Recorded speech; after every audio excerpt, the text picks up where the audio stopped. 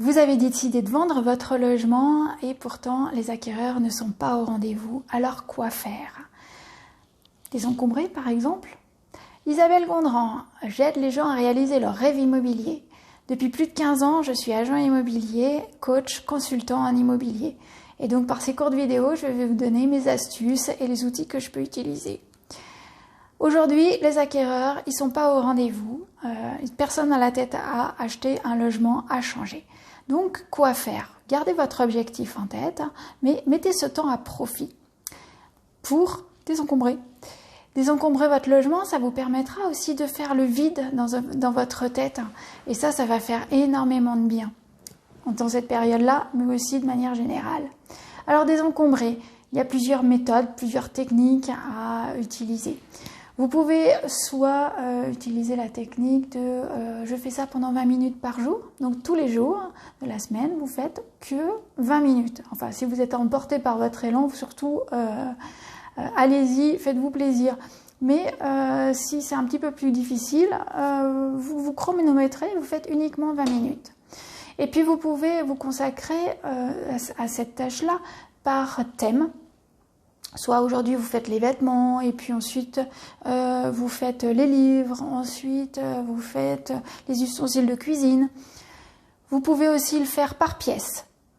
Aujourd'hui la chambre, demain le séjour, ensuite le garage, etc.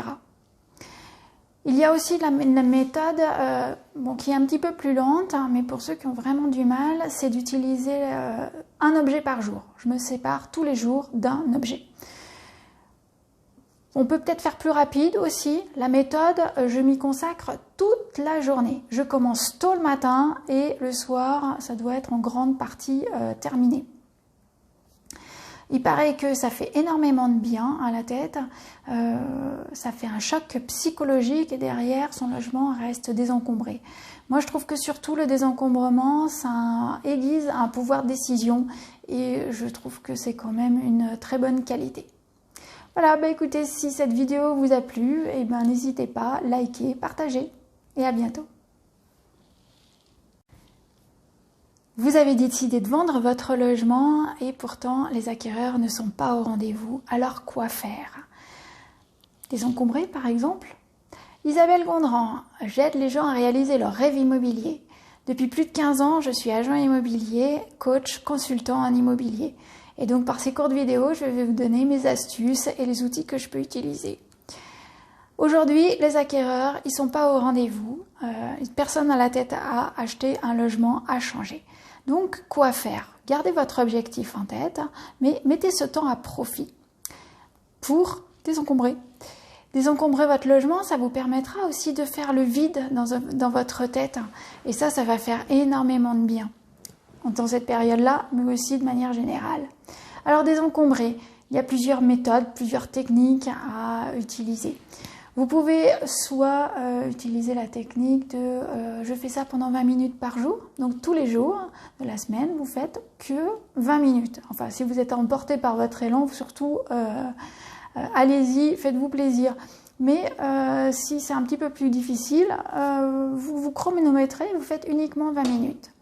Et puis vous pouvez vous consacrer à cette tâche-là par thème. Soit aujourd'hui vous faites les vêtements et puis ensuite vous faites les livres, ensuite vous faites les ustensiles de cuisine.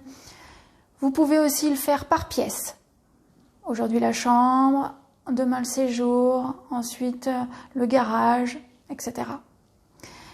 Il y a aussi la méthode qui est un petit peu plus lente, mais pour ceux qui ont vraiment du mal, c'est d'utiliser un objet par jour. Je me sépare tous les jours d'un objet. On peut peut-être faire plus rapide aussi. La méthode, je m'y consacre toute la journée. Je commence tôt le matin et le soir, ça doit être en grande partie terminé.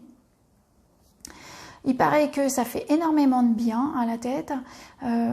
Ça fait un choc psychologique et derrière, son logement reste désencombré. Moi, je trouve que surtout le désencombrement, ça aiguise un pouvoir de décision et je trouve que c'est quand même une très bonne qualité. Voilà, écoutez, si cette vidéo vous a plu, n'hésitez pas, likez, partagez et à bientôt.